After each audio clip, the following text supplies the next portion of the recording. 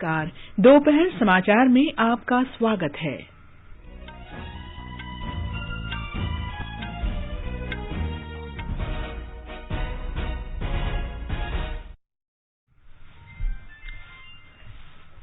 सरकार ने राज्य विधानसभा चुनाव के बाद न्यूनतम समर्थन मूल्य समिति बनाने की अपनी प्रतिबद्धता दोहराई।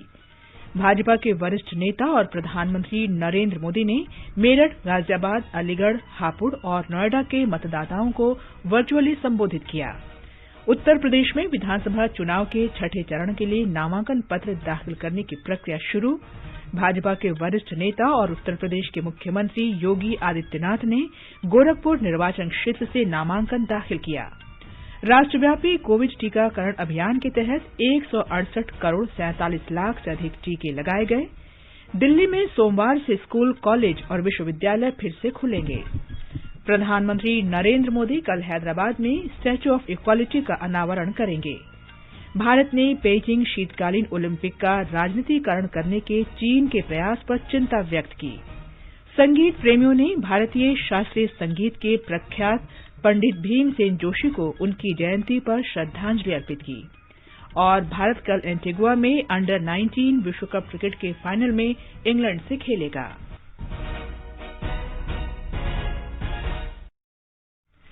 दोपहर समाचार में नीलम मलकानिया के साथ मैं कनकलता। देश के कई हिस्सों में कोरोना संक्रमण तेजी से फैल रहा है। हमारी अपील है कि आप सतर्क रहें और 15 से 18 वर्ष के किशोरों सहित अन्य लोगों के टीकाकरण में मदद करें। कोरोना वायरस के नए स्वरूप ओमिक्रॉन से चिंताएं बढ़ी हैं। सुरक्षित रहने के लिए कृपया 3 आसान उपायों का पालन अवश्य करें। मास्क लगाएं, 2 गज की सुरक्षित दूरी बनाए रखें, हाथ और चेहरा साफ रखें। कोविड से संबंधित किसी भी जानकारी और मार्गदर्शन के लिए राष्ट्रीय हेल्पलाइन नंबर 011-2397-8046 और 1075 पर संपर्क करें। और अब समाचार विस्तार से। सरकार ने आज किसानों के लिए न्यूनतम समर्थन मूल्य उपलब्ध कराने की प्रतिबद्धता दोहराई। सरकार ने कहा है कि न्यूनतम समर्थन मूल्य को अधिक प्रभावी बनाने के लिए राज्य विधानसभा चुनाव संपन्न होने के बाद समिति गठित की जाएगी। सरकार ने इस संबंध में पहले ही घोषणा कर दी थी।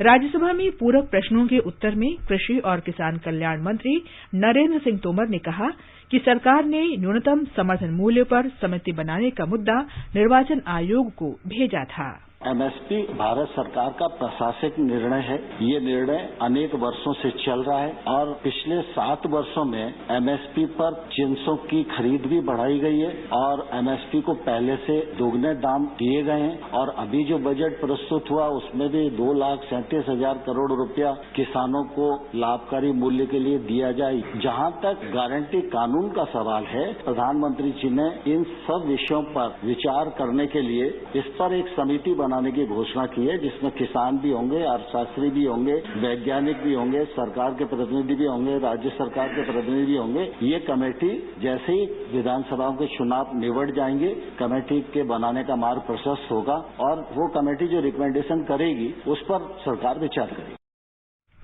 कृषि और किसान कल्याण राज्य मंत्री कैलाश चौधरी ने कहा कि सरकार ने न्यूनतम समर्थन मूल्य में 1.5 गुना वृद्धि की है और किसानों से इस मूल्य पर निरंतर खरीद की जा रही है।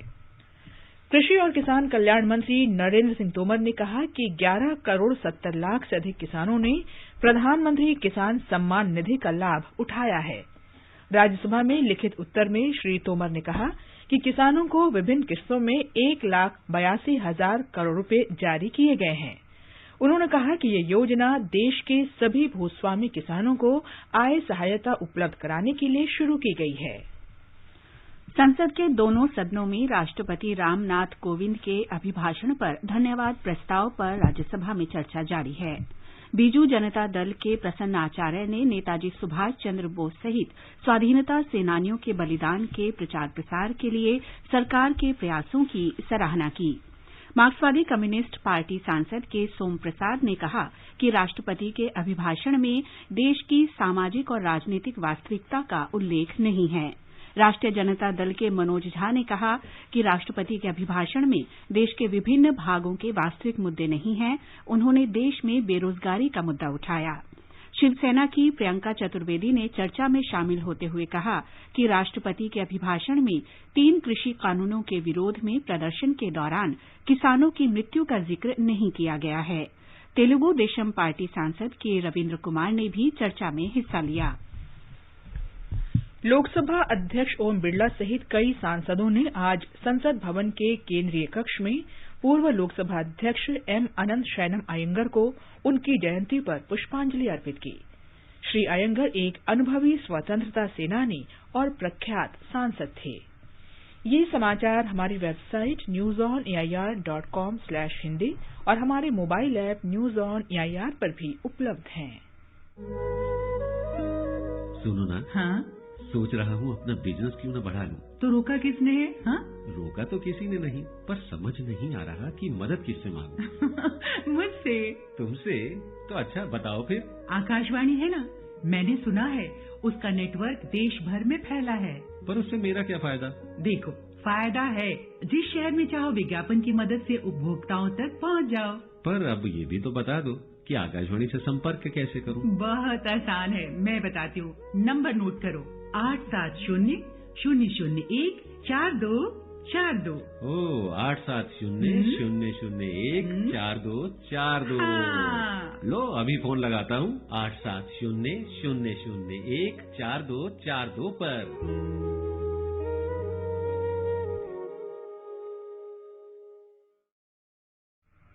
दोपहर समाचार में आपका फिर स्वागत है। उत्तर प्रदेश में विधानसभा चुनाव के 7वें चरण के लिए प्रचार तेज हो गया है। भारतीय जनता पार्टी के वरिष्ठ नेता और प्रधानमंत्री नरेंद्र मोदी ने आज मेरठ, गाजियाबाद, अलीगढ़, हापुड़ और नोएडा के मतदाताओं को वर्चुअली संबोधित किया। जन चौपाल समारोह में श्री मोदी ने कहा कि योगी सरकार ने पिछले 5 वर्षों में कानून व्यवस्था की स्थिति में सुधार किया है। उन्होंने कहा कि इस बार के चुनाव पहले से अलग हैं क्योंकि ये सुशासन और बेहतर कानून व्यवस्था की स्थिति सुनिश्चित करेंगे। प्रधानमंत्री ने कहा कि ये चुनाव उत्तर प्रदेश के तेज विकास के लिए है।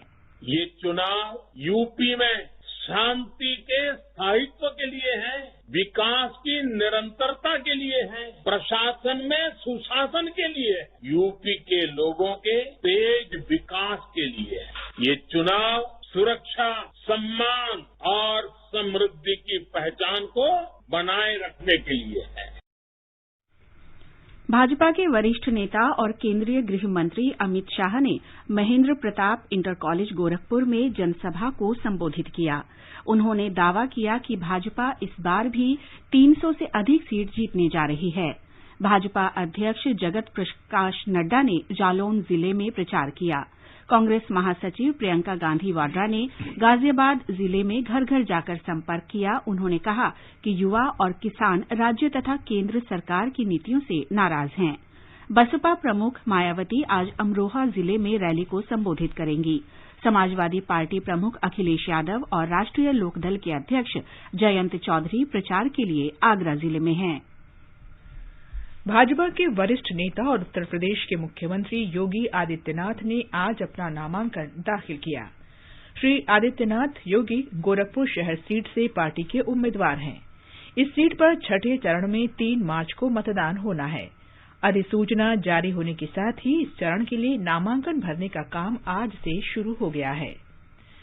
उत्तर प्रदेश में विधानसभा चुनाव के छठे चरण के साथ-साथ मणिपुर में दूसरे और अंतिम चरण के मतदान के लिए आज अधिसूचना जारी होने के साथ ही नामांकन दाखिल करने की प्रक्रिया शुरू हो गई है। उत्तर प्रदेश में चौथे चरण के नामांकन पत्रों की आज जांच की जा रही है। मणिपुर में पहले चरण और उत्तर प्रदेश के 5वें चरण के लिए नामांकन भरे जा रहे हैं। उत्तर प्रदेश के तीसरे चरण और पंजाब में एक ही चरण के चुनाव के लिए आज शाम तक नाम वापस लेने के बाद चुनावी परिदृश्य स्पष्ट हो पाएगा। इस बीच उत्तर प्रदेश के दूसरे चरण और गोवा तथा उत्तराखंड में एक ही चरण में होने वाले चुनाव के लिए प्रचार में तेजी आ गई है। पंजाब और मणिपुर सहित अन्य चुनावी राज्यों में राजनीतिक गतिविधियां पहले ही शुरू हो चुकी हैं। निर्वाचन आयोग ने रैलियों और रोड शो पर लगे प्रतिबंध को 11 फरवरी तक बढ़ा दिया है। राजनीतिक दलों को सलाह दी गई है कि वे अधिक से अधिक डिजिटल माध्यम से अपना चुनाव प्रचार करें। मणिपुर में विधानसभा चुनाव के दूसरे चरण की अधिसूचना आज जारी की गई। इस चरण में विधानसभा की 22 सीटों के लिए 3 मार्च को मतदान होगा। नामांकन पत्र 11 फरवरी तक दाखिल किए जा सकेंगे। राज्य में इस समय पहले चरण के लिए नामांकन पत्र भरे जा रहे हैं। एक रिपोर्ट। मणिपुर में पहले चरण की चुनाव के लिए नामांकन पत्र भरने की अंतिम तिथि इस महीने की 8 तारीख होगी। विभिन्न राजनीतिक दलों के 8 उम्मीदवारों ने कल तक नामांकन पत्र जमा किया। मणिपुर विधानसभा के अध्यक्ष युमनाम खेमचांद सिंह ने कल अपना नामांकन पत्र दाखिल किया। वहां बीजेपी की टिकट पर सिंगजमई विधानसभा क्षेत्र से चुनाव लड़ रहे हैं। राज्य के पूर्व मंत्री कराम श्याम सिंह ने नामांकन पत्र दाखिल किया और वहां लंगथमान विधानसभा क्षेत्र से चुनाव लड़ रहे हैं। मणिपुर के पूर्व डीजीपी ने भी जनता दल यूनाइटेड के टिकट पर अपना नामांकन पत्र दाखिल किया और वहां अनुसूचित जनजाति विधानसभा क्षेत्र चुराचांदपुर से चुनाव लड़ रहे हैं। इस बीच मणिपुर में दूसरे चरण की चुनाव के लिए चुनाव अधिसूचना आज जारी हो गई और राज्य में राजनीतिक प्रचार जोर से चल रहा है। आकाशवाणी समाचार के लिए इम्फाल से जे थोक्सोम। चुनाव आयोग ने अंडमान और निकोबार द्वीप समूह में स्थानीय निकाय चुनाव कराने के लिए आज अधिसूचना जारी की है। ग्राम पंचायत और नगर पालिका परिषद के लिए मतदान 6 मार्च को होगा। आगे बढ़ने से पहले मुख्य समाचारों पर एक नजर। सरकार ने राज्य विधानसभा चुनाव के बाद न्यूनतम समर्थन मूल्य समिति बनाने की अपनी प्रतिबद्धता दोहराई। भाजपा के वरिष्ठ नेता और प्रधानमंत्री नरेंद्र मोदी ने मेरठ, गाजियाबाद, अलीगढ़, हापुड़ और नोएडा के मतदाताओं को वर्चुअली संबोधित किया। उत्तर प्रदेश में विधानसभा चुनाव के 6ठे चरण के लिए नामांकन पत्र दाखिल करने की प्रक्रिया शुरू। भाजपा के वरिष्ठ नेता और उत्तर प्रदेश के मुख्यमंत्री योगी आदित्यनाथ ने गोरखपुर निर्वाचन क्षेत्र से नामांकन दाखिल किया। राष्ट्रव्यापी कोविड टीकाकरण अभियान के अंतर्गत 168 करोड़ 47 लाख से अधिक टीके लगाए गए। दिल्ली में सोमवार से स्कूल, कॉलेज और विश्वविद्यालय फिर से खुलेंगे। प्रधानमंत्री नरेंद्र मोदी कल हैदराबाद में स्टैच्यू ऑफ इक्वालिटी का अनावरण करेंगे। भारत ने पेइचिंग शीतकालीन ओलंपिक का राजनीतिकरण करने के चीन के प्रयास पर चिंता व्यक्त की। संगीत प्रेमियों ने भारतीय शास्त्रीय संगीत के प्रख्यात गायक पंडित भीमसेन जोशी को उनकी जयंती पर श्रद्धांजलि अर्पित की और भारत कल एंटीगुआ में अंडर 19 विश्व कप क्रिकेट के फाइनल में इंग्लैंड से खेलेगा। स्वास्थ्य मंत्रालय ने कहा है कि 34 राज्यों और केंद्र शासित प्रदेशों में कोरोना संक्रमण दर में गिरावट आ रही है। मंत्रालय में संयुक्त सचिव लव अग्रवाल ने कहा है कि 16 राज्यों और केंद्र शासित प्रदेशों में 100% पात्र लोगों को पहला टीका लगाया जा चुका है। उन्होंने कहा कि 4 राज्यों और केंद्र शासित प्रदेशों में टीकाकरण की दर 96 से 99% के बीच है। श्री अग्रवाल ने कहा कि कोरोना के मौजूदा वेरिएंट ओमिक्रॉन की लहर के दौरान अस्पतालों में सर्जरी सुरक्षित है। मंत्रालय ने कहा कि महामारी की स्थिति में सुधार हुआ है और संक्रमण में कमी आई है। 268 जिलों में संक्रमण दर 5% से नीचे है। स्वास्थ्य मंत्री मनसुख मांडविया ने कहा है कि यंग इंडिया का ऐतिहासिक प्रयास जारी है और केवल 1 महीने में 15 से 18 साल के 65% बच्चों को कोविड का पहला टीका लगाया जा चुका है। श्री मांडविया ने एक ट्वीट में कहा कि दुनिया का सबसे बड़ा टीकाकरण अभियान नए रिकॉर्ड बना रहा है। राष्ट्रव्यापी कोविड टीकाकरण अभियान के अंतर्गत अब तक 168 करोड़ 47 लाख से अधिक टीके लगाए जा चुके हैं। केंद्रीय स्वास्थ्य मंत्रालय ने बताया है कि कल 55,58,000 से अधिक टीके लगाए गए।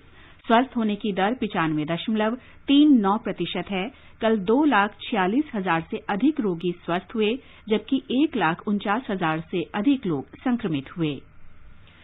दिल्ली सरकार ने सोमवार से सभी स्कूल, कॉलेज, विश्वविद्यालय और शिक्षण संस्थान फिर खोलने की घोषणा की है। दिल्ली आपदा प्रबंधन प्राधिकरण ने ये फैसला किया है। नर्सरी से 8वीं कक्षा तक के स्कूल 14 फरवरी से खोले जाएंगे। प्राधिकरण की बैठक के बाद दिल्ली के उप मुख्यमंत्री मनीष सिसोदिया ने संवाददाताओं को बताया कि राष्ट्रीय राजधानी में कोविड मरीजों की संख्या में कमी को देखते हुए ये फैसला किया गया है। उन्होंने कहा कि उच्च शिक्षा अब पूरी तरह स्कूलों और कॉलेजों में ही होगी। दिल्ली में सभी सरकारी और निजी कार्यालयों को 100% क्षमता से कार्य करने की अनुमति दे दी गई है। श्री सिसोदिया ने कहा कि अब रात का कर्फ्यू 10 बजे के बजाय 11 बजे शुरू होगा। सभी रेस्तरां रात 11 बजे तक खोले जा सकेंगे। जिम और स्विमिंग पूल भी सोमवार से खुल जाएंगे। राजस्थान सरकार ने पूरे राज्य में रात का कर्फ्यू समाप्त कर दिया है। नए दिशा निर्देशों के अनुसार सभी धार्मिक स्थलों को श्रद्धालुओं के लिए खोले जाने की अनुमति दी गई है। ब्यौरा हमारे संवाददाता से। नए दिशा निर्देशों में सामाजिक, धार्मिक और राजनीतिक आयोजनों में 250 लोगों के शामिल होने की अनुमति दी गई है। हालांकि ऐसे आयोजन की सूचना सरकार को ऑनलाइन देनी होगी। सरकार ने पूरे राज्य में रात 11 बजे से सुबह 5 बजे तक जारी रात्रिकालीन कर्फ्यू को भी समाप्त कर दिया है। नए दिशा निर्देशों के अनुसार सभी धार्मिक स्थलों को श्रद्धालुओं के लिए खोले जाने की अनुमति दी गई है। इस बीच राज्य में कोविड के सक्रिय मामलों की संख्या घटकर करीब 60,000 रह गई है। पिछले एक सप्ताह में नए केसों की संख्या में भी कमी दर्ज की गई है। जितेंद्र द्विवेदी, आकाशवाणी समाचार, जयपुर। प्रधानमंत्री नरेंद्र मोदी कल हैदराबाद जाएंगे। वे हैदराबाद के निकट पाटनचेरू स्थित अंतर्राष्ट्रीय फसल अनुसंधान संस्थान के स्वर्ण जयंती समारोह का शुभारंभ करेंगे। हमारे संवाददाता ने बताया है कि श्री मोदी तीसरे पहर स्टैच्यू ऑफ इक्वालिटी राष्ट्र को समर्पित करेंगे। 216 फुट ऊंचा स्टैच्यू ऑफ इक्वालिटी 11वीं सदी के भक्ति आंदोलन के संत श्री रामानुजाचार्य की स्मृति में बनाया गया है। उन्होंने जीवन में धर्म, जाति और संप्रदाय सहित सभी पहलुओं में समानता के विचार को प्रोत्साहित किया था। ये स्टैच्यू विश्व की सबसे बड़ी धातु निर्मित प्रतिमाओं में से एक है। Shri Modi statue of equality के चारों ओर बनाए गए भगवान विष्णु के एक जैसे 108 मंदिर दिव्य देशम देखने भी जाएंगे। रवि कुमार की रिपोर्ट के साथ समाचार कक्ष से फरहत नाज। ये समाचार आकाशवाणी से प्रसारित किए जा रहे हैं। ताजा समाचार जानने के लिए आप हमारे Twitter handle @AIR News Hindi को फॉलो कर सकते हैं। आजादी का अमृत महोत्सव के लिए सभी उपभोक्ताओं को शुभकामनाएं। हॉलमार्क सोने की शुद्धता सुनिश्चित करता है। हमेशा हॉलमार्क वाले सोने के आभूषण खरीदें। उपभोक्ता किसी भी शिकायत के लिए कृपया राष्ट्रीय उपभोक्ता हेल्पलाइन के टोल फ्री नंबर 14404 पर संपर्क करें। उपभोक्ता मामले विभाग, भारत सरकार द्वारा जनहित में जारी। जागो ग्राहक जागो। ये आकाशवाणी है। आजादी का अमृत महोत्सव के हिस्से के रूप में आकाशवाणी समाचार आजादी के तराने शीर्षक से एक कार्यक्रम प्रसारित करता है। ये कार्यक्रम उन देशभक्ति गीतों पर आधारित है जिन्होंने स्वतंत्रता आंदोलन में लोगों में जोश भर दिया था। आजादी के तराने परिक्रमा कार्यक्रम में आज शाम 4:45 बजे प्रसारित किया जाएगा।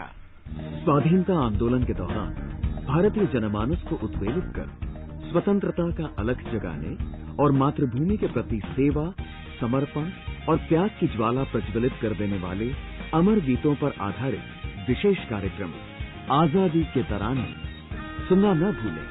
FM गोल्ड 100.1 मेगाहर्ट्ज पर प्रत्येक शुक्रवार शाम 4:45 पर परिक्रमा कार्यक्रम के अंतर्गत आजादी के तराने सिर्फ आकाशवाणी पर। आजादी का अमृत महोत्सव के अंतर्गत आइए अब सुनते हैं आकाशवाणी की विशेष प्रस्तुति आजादी का सफर। आजादी का अमृत महोत्सव।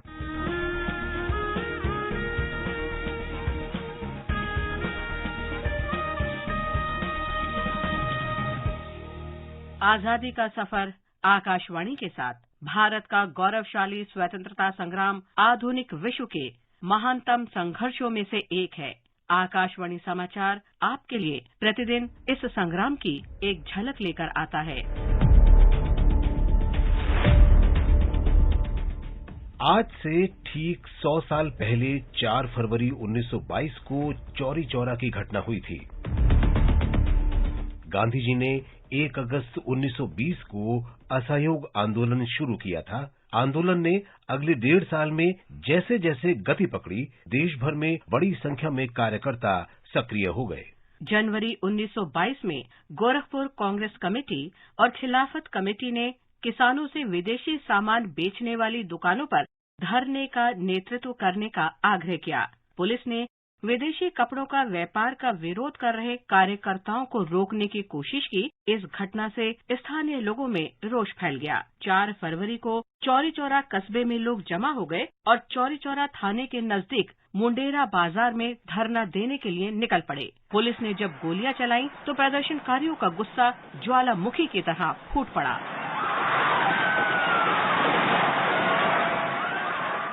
प्रदर्शनकारियों ने पुलिस पर जमकर हमला बोला। भीड़ ने थाने में आग लगा दी। 23 पुलिसकर्मियों की मौत हो गई और पुलिस की काफी संपत्ति नष्ट हो गई। इस घटना से आहत होकर महात्मा गांधी ने असहयोग आंदोलन को रोकने का फैसला किया, जिसे अंततः 12 फरवरी 1922 को रोक दिया गया। चौरी चौरा घटना के लिए ब्रिटिश प्रशासन ने 200 से अधिक प्रदर्शनकारियों पर मुकदमा चलाया। उनमें से 6 की पुलिस हिरासत में मौत हो गई। 8 महीने के लंबे मुकदमे के बाद 172 लोगों को मौत की सजा सुनाई गई थी। इस फैसले पर गंभीर प्रतिक्रिया हुई थी, जिसके बाद इलाहाबाद उच्च न्यायालय ने अपने फैसले को संशोधित किया और 19 को मौत की सजा, 110 को आजीवन कारावास और शेष को लंबे कारावास की सजा सुनाई। इन शहीदों के सम्मान में इस स्थल पर आज शहीद स्मारक खड़ा है। देश के इन वीर सपूतों को हम नमन करते हैं। आज हम राष्ट्रवादी नेता M.A. अयंगर को भी याद करते हैं। इनका पूरा नाम मदभूषी अनंत सायानाम अयंगर था। इनका जन्म 4 फरवरी 1891 को आध्यात्मिक शहर तिरुपति के पास तिरुचनूर में हुआ था। श्रीनिवास श्री वेंकटेश भक्तवत्सल भागवत प्रिय। अयंगर बहुत छोटी आयु में ही स्वतंत्रता आंदोलन में शामिल हो गए थे। वे अपने गृह राज्य में भारतीय राष्ट्रीय कांग्रेस के प्रमुख व्यक्तियों में से थे। गांधी जी के असहयोग के आह्वान पर अयंगर ने 1921-22 के दौरान अपनी वकालत छोड़ दी। 1940 और 1944 के बीच अयंगर को पहले व्यक्तिगत सत्याग्रह अभियान और बाद में भारत छोड़ो आंदोलन में भाग लेने के लिए लगभग 3 साल की कैद हुई थी।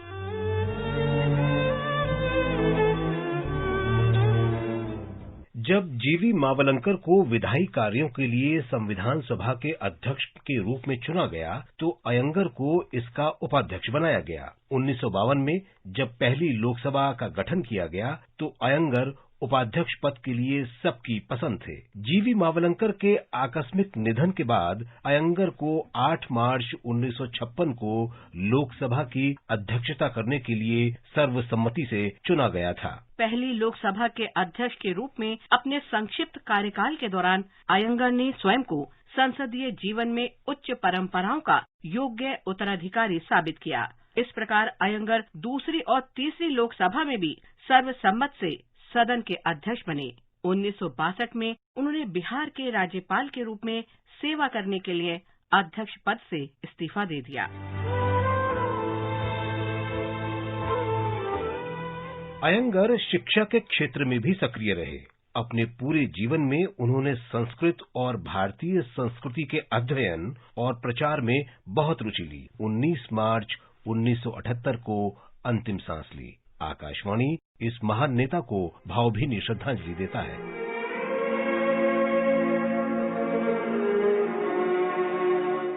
इसके साथ ही आजादी का सफर आकाशवाणी समाचार के संग श्रृंखला का ये अंक समाप्त हुआ। मिलते हैं कल अगली कड़ी में।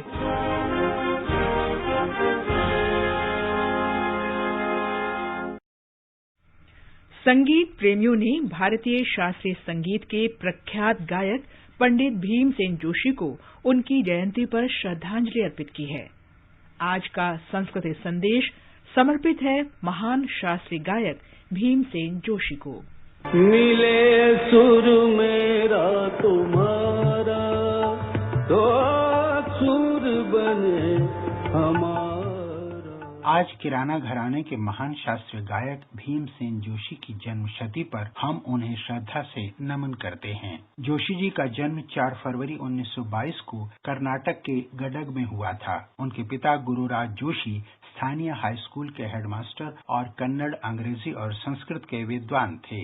पंडित भीमसेन जोशी को बचपन से ही संगीत का बहुत शौक था। बचपन में स्कूल से लौटते समय वे ग्रामोफोन रिकॉर्ड की दुकान पर रुककर गाने सुनते थे। ग्वालियर में उन्होंने उस्ताद हाफिज अली खान से संगीत की शिक्षा ली। अब्दुल करीम खान के शिष्य पंडित राम भाऊ कुंडालकर से उन्होंने शास्त्रीय संगीत की शुरुआती शिक्षा ली। पंडित भीमसेन जोशी ने सवाई गंधर्व से कई वर्षों तक ख्याल गायकी की बारीकियां भी सीखी। 1941 में भीमसेन जोशी ने 19 वर्ष की उम्र में मंच पर अपनी पहली प्रस्तुति दी। हर दिशा से बहके सागर में उनका पहला एल्बम 20 वर्ष की आयु में निकला, जिसमें कन्नड़ और हिंदी में कुछ धार्मिक गीत थे। इसके 2 वर्ष बाद वे रेडियो कलाकार के तौर पर मुंबई में काम करने लगे। पंडित भीमसेन जोशी ने कई फिल्मों के लिए भी गाने गाए। उन्होंने कई रागों को मिलाकर कलाश्री और ललित भटियार जैसे नए रागों की रचना की। उन्हें ख्याल गायन के साथ साथ ठुमरी और भजन में भी महारत हासिल थी। उनके द्वारा गाए गए गीत मिले सुर मेरा तुम्हारा बहुत प्रसिद्ध हुए। सुर मेरा तुम्हारा तो सुर बने सरकार ने उन्हें पद्मश्री, पद्म भूषण, पद्म विभूषण समेत कई अलंकरण और सम्मान दिए। गायकी के क्षेत्र में योगदान के लिए भारत सरकार ने 2008 में उन्हें देश के सर्वोच्च नागरिक सम्मान भारत रत्न से सम्मानित किया। अपनी जादुई गायकी से लोगों को नया जीवन देने वाले पंडित भीमसेन जोशी की आवाज 24 जनवरी 2011 को सदा सदा के लिए खामोश हो गई। वे अपने चाहने वालों के दिलों में याद बनकर सदियों तक गूंजते रहते हैं।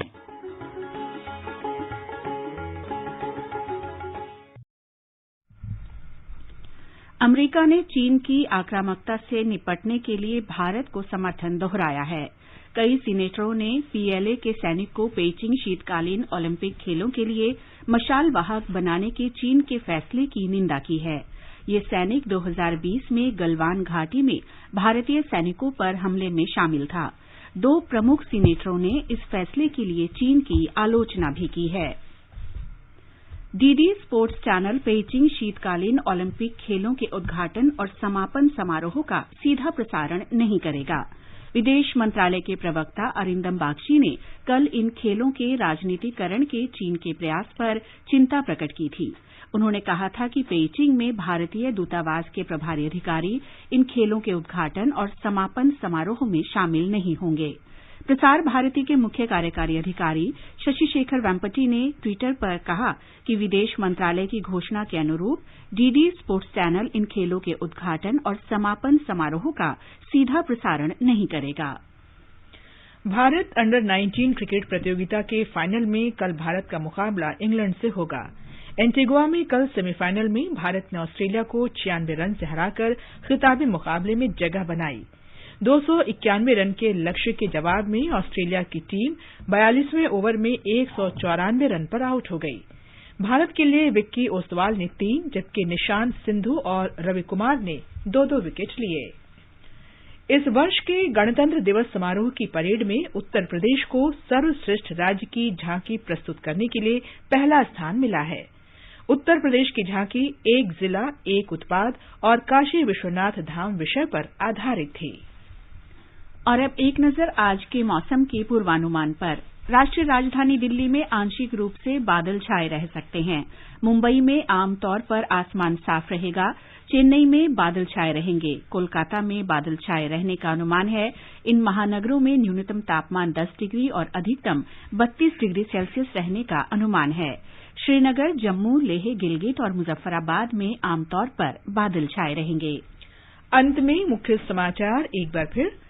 सरकार ने राज्य विधानसभा चुनाव के बाद न्यूनतम समर्थन मूल्य समिति बनाने की अपनी प्रतिबद्धता दोहराई। भाजपा के वरिष्ठ नेता और प्रधानमंत्री नरेंद्र मोदी ने मेरठ, गाजियाबाद, अलीगढ़, हापुड़ और नोएडा के मतदाताओं को वर्चुअली संबोधित किया। उत्तर प्रदेश में विधानसभा चुनाव के छठे चरण के लिए नामांकन पत्र दाखिल करने की प्रक्रिया शुरू। भाजपा के वरिष्ठ नेता और उत्तर प्रदेश के मुख्यमंत्री योगी आदित्यनाथ ने गोरखपुर निर्वाचन क्षेत्र से नामांकन दाखिल किया। दिल्ली में सोमवार से स्कूल, कॉलेज और विश्वविद्यालय फिर से खुलेंगे। इसके साथ ही दोपहर समाचार का ये अंक समाप्त हुआ। नमस्कार।